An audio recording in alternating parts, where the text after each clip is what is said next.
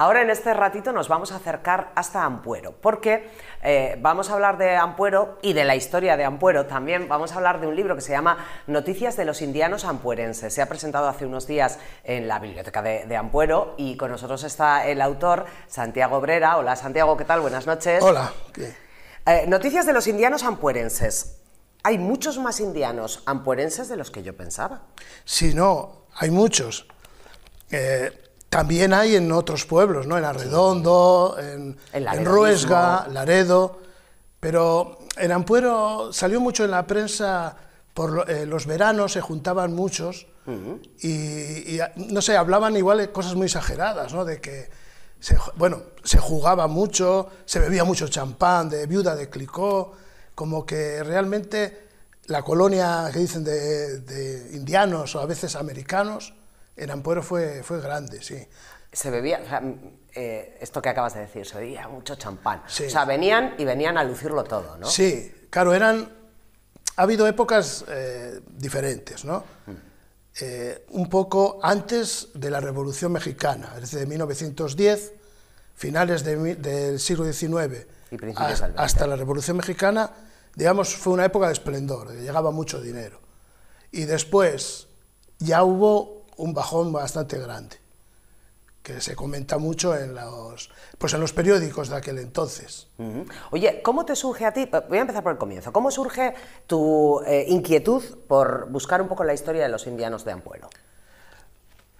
Pues yo creo que era un tema que estaba así pendiente, ¿no? de hablarse de él, y yo tenía ya, a mí me gusta recopilar fotos, recopilar documentos, todo eso, de antiguos, y ya tenía bastantes cosas.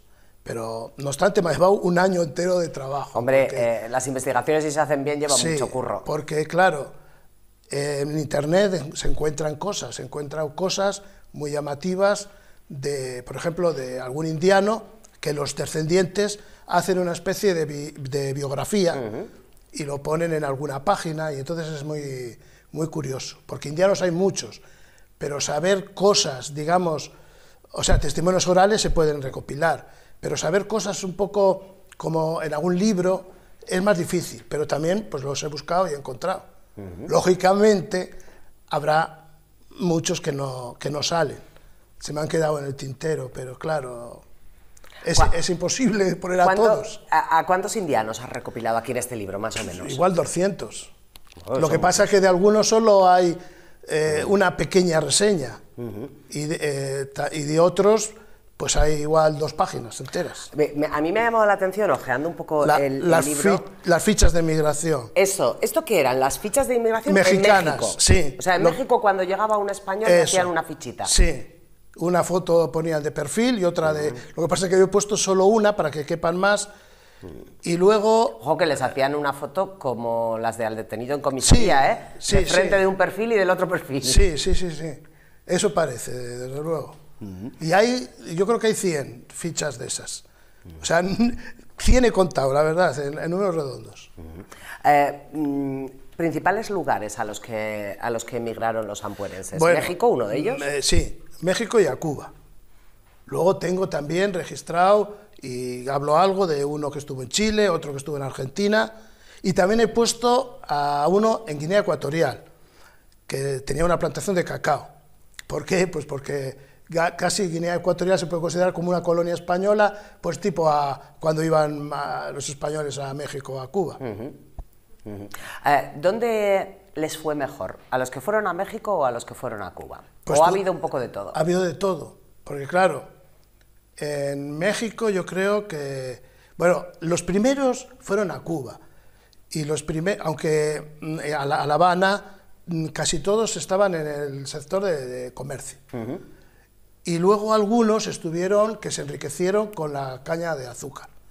De uno hablo, pues eso, ¿no? Que ese, claro, es un poco anterior, porque, bueno, anterior, es de 1836, en 1836 manda, pero mucho dinero, a una obra espías que es para ayudar a las mujeres que se van a casar, a la dote de doncellas, de marrón, ¿no? Todas que se iban a casar, que o sea, tuvieran... ¿en 1800 qué año me has dicho? 36. En 1836 manda desde... Desde La Habana Sí. a Ampuero. A las mujeres de Marrón casaderas para sí, que tuviesen para su dote. Él, claro, se lo mandará a algún tesorero, a alguien, un albacea, Un alguien, albacea, ¿no? para que lo administre durante... Pero es que no sé si eran... es que ahora no sé, pero no sé si fueron 400.000 pesos o algo así, que duró muchos años. Y también a las escuelas.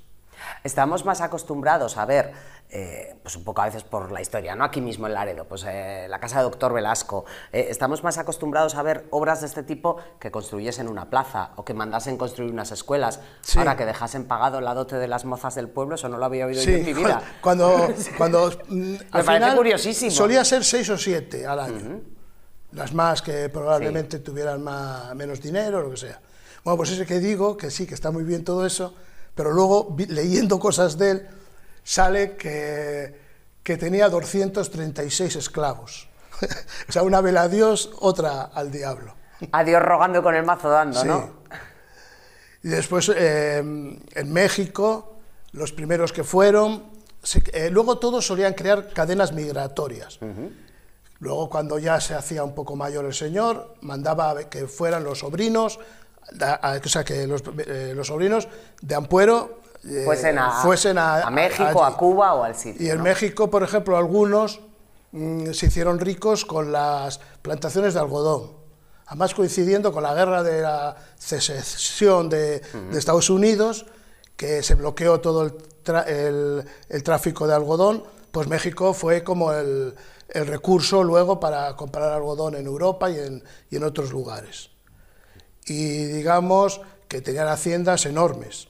De ahí yo menciono a uno que se llama Santiago Lavín Cuadra, que ese era del barrio de Aedo.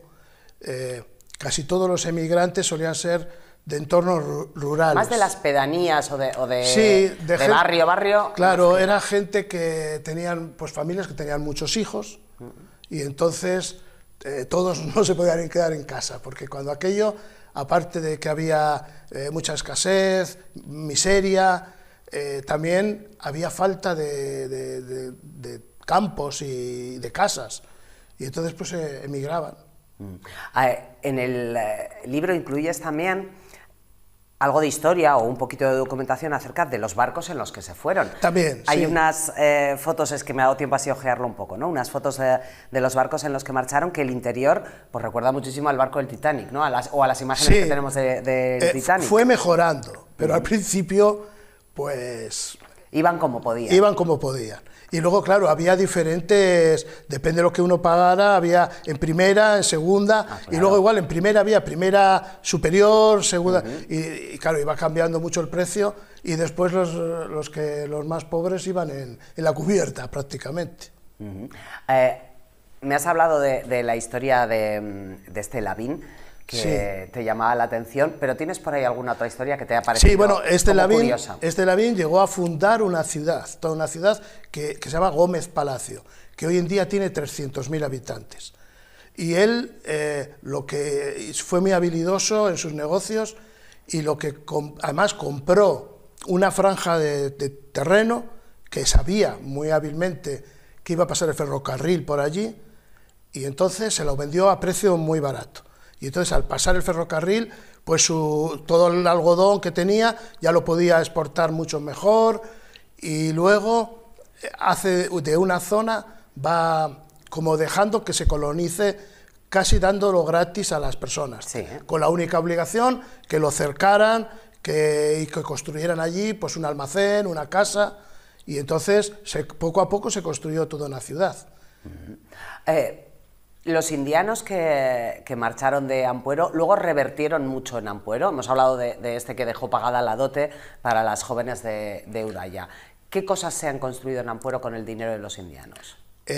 Bueno, en Udaya hubo indianos que pagaron las escuelas, pagaron el cementerio, pagaron también digamos, una iglesia, la de San Roque, que está en lo alto de Udaya.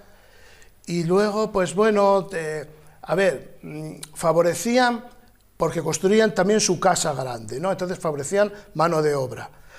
En las, digamos, en las ayudas también participaban, en las listas, en las suscripciones para ayudar de una cosa a otra, al deporte, a los bolos. Construyeron la Plaza de Toros, la primera, la que está ahora en la segunda. O sea, la construyeron, ¿no? 3 indianos juntos, 3 indianos, por aquí. En 1910.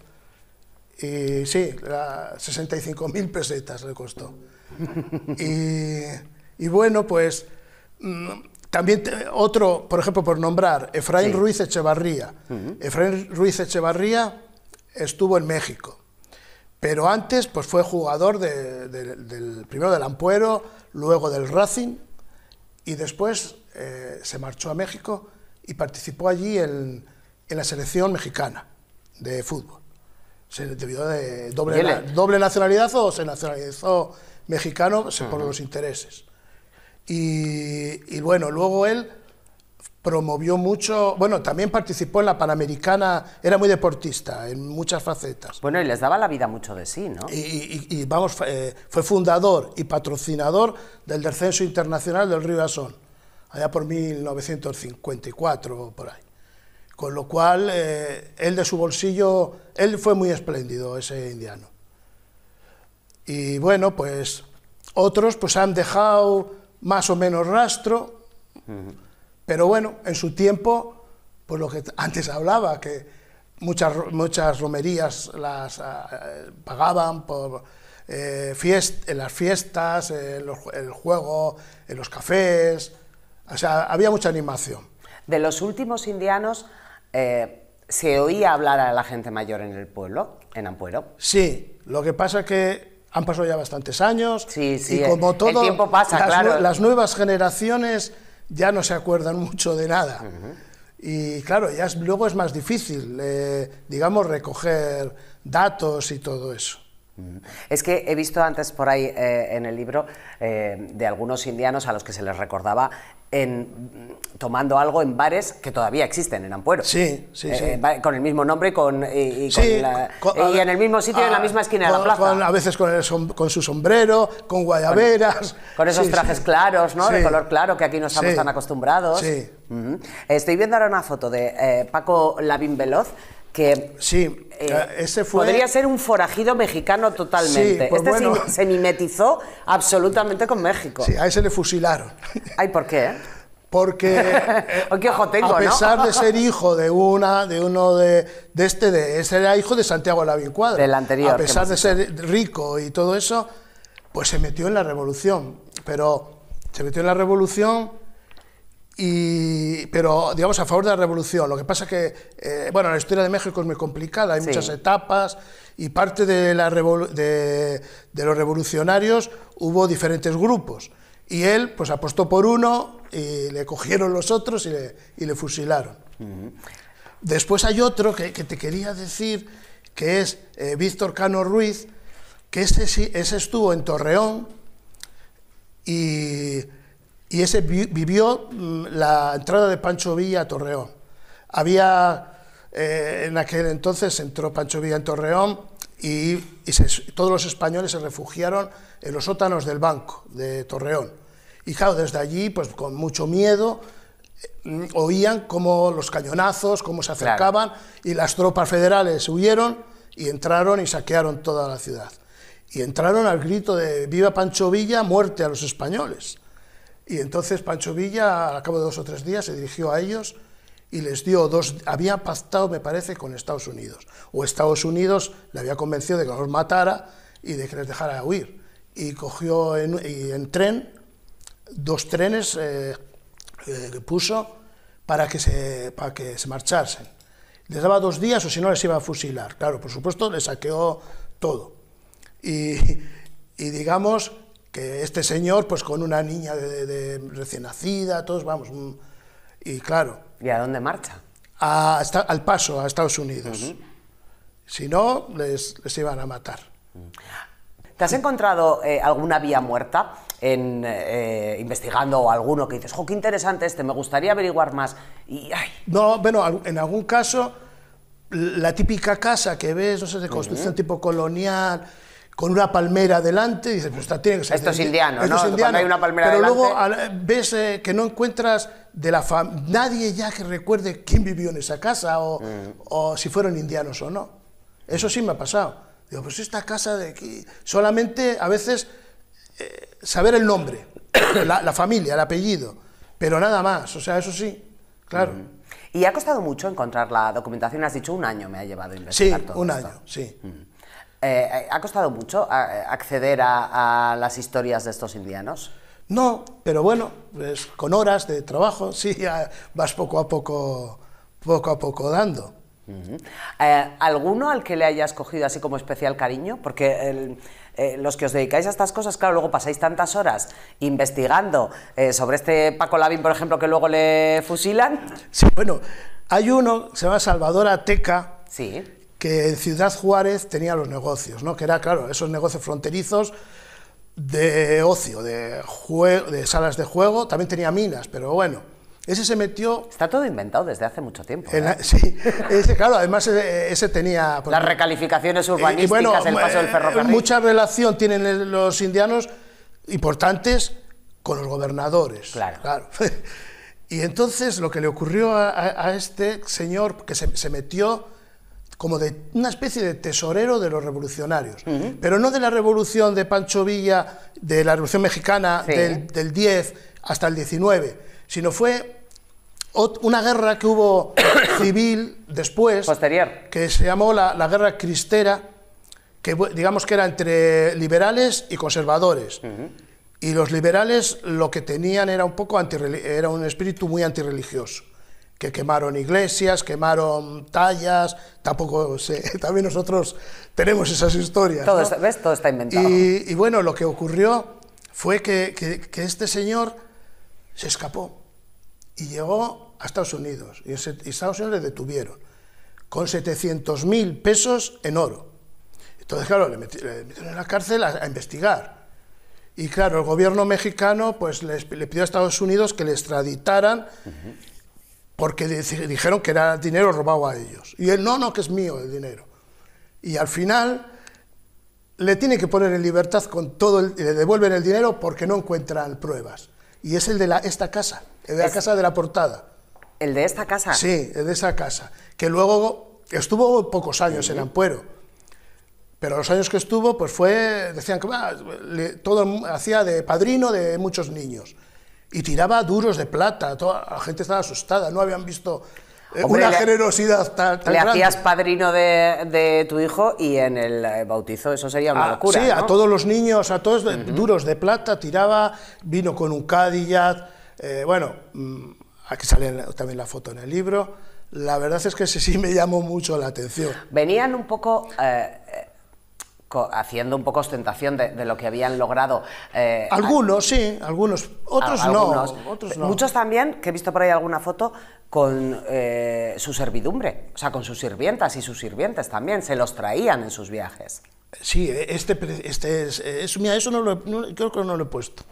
Vino con un indio, que era medio guardaespaldas, chofer, del Cadillac, de ese que hablamos. Y bueno, sí, servidumbre traían mucha. Entonces, en verano, por esas casas, claro, que son tan grandes, pues igual 7 o 8 chicas de servicio en cada casa sí contrataban, claro, o las traían. Porque luego, o sea, los indianos pasaban el verano. Luego, un verano largo, porque empezaban igual en junio y hasta la Aparecida, hasta el final de la Aparecida. Pero luego... pues vivían realmente, tenían negocios en Madrid, o algunos en México también, los que eran muy así, digamos, con mucho dinero, volvían a México. Los indianos generalmente cuando volvían a Ampuero, la mayoría se volvían a México otra vez. Incluso que le perseguía al gobierno y todo, volvió. Hicieron negociaciones bajo cuerda y le permitieron volver y reanudar sus negocios de minas, de salas de fiesta, de juego, de todo. Un precursor de Las Vegas. Sí. Es que el dinero todo lo facilita en esta vida, está claro. Ha ido muy bien la primera edición, ¿no? Pues sí, no me puedo quejar. A ver, para no pillarme los dedos hice una edición pequeña, 120, bueno, ejemplares, que para un pueblo pues está bien. Y nada, en 15 días se han vendido todos. Este es el último. Que te regalo es el último. Que os regalo, vamos a... Muchas gracias. ¿Qué tienes ahora en la cabeza? Porque alguien que ha estado investigando la historia de los indianos, que ha estado un año con este asunto, ¿tú tienes otra cosa en la cabeza? Tengo uno que está medio escrito ya, lo que pasa es que tengo que seguir, que se trata de la Torre Espina, la que está en el Palacio de la Bárcena. Un poco contar todo lo de... Todos con la historia de todos los que vivieron allí y todo. Santiago, pues si no hay novedades, para cuando esté lo de Torre Espina nos volvemos a ver por aquí. Bien, bueno, que he vuelto a pedir otra edición, de 50. Vale, y estarán disponibles, pronto, ¿no? Ya, muy pronto, sí. Perfecto. Santiago, mil gracias por haberte acercado aquí esta noche. Gracias a vosotros por invitarme. Un placer. Vale. Indianos ampuerenses por el mundo y la historia que podemos conocer en este libro que, como se acaba de pedir otra edición, pues va a estar disponible. Noticias de los indianos ampuerenses. Hacemos una pausa, ahora seguimos.